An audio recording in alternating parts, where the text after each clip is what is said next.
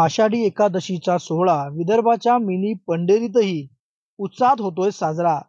प्रति पंढरपूर म्हणून ओळख असलेल्या संत नगरी शेगावात भाविकांनी केली गर्दी. आषाढी एकादशी निमित्त पंढरपुरात जाऊ न शकलेले वारकरी शेगावात दाखल. शेगाव नगरीला मोठ्या यात्रेचे स्वरूप. आषाढी एकादशीचा सोहळा पंढरपूर प्रमाणेच संत नगरी शेगावात देखील मोठ्या थाटामाटात साजरा केला जात आहे. जे वारकरी भाविक आषाढीच्या सोहळ्याला पंढरपूरला जाऊ शकले नाहीत, असे भाविक संत नगरी शेगावमध्ये गर्दी करत असल्याचं चित्र पाहायला मिळत आहे.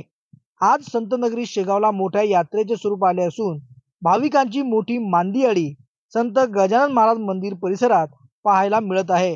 राज्याच्या कानाकोपऱ्यातूनच नव्हे तर राज्याबाहेरून देखील अनेक भाविक संत नगरी शेगावमध्ये आज गजाननाच्या दर्शनासाठी दाखल झाले आहेत.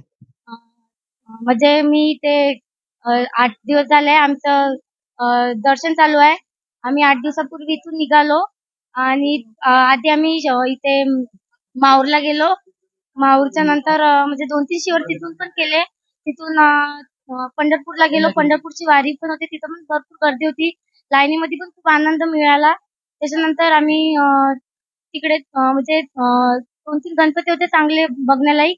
तिथे सुद्धा गेलो आणि त्याच्यानंतर आम्ही शिर्डीला आलो. शिर्डीचं पण खूप सुंदर दर्शन झालं आणि त्याच्यानंतर इथे गजानन महाराजांसाठी इथे दर्शनाला आलो. इथे पण खूप चांगली सुविधा आहे आणि इथे पण खूप आनंद मिळत आहे. मी पंढरपूरहून या ठिकाणी आलेलो आहे आणि सध्या मी इथंच राहतो. या ठिकाणी दर्शनाची खूप चांगली व्यवस्था इथल्या संस्थांनी केली आहे.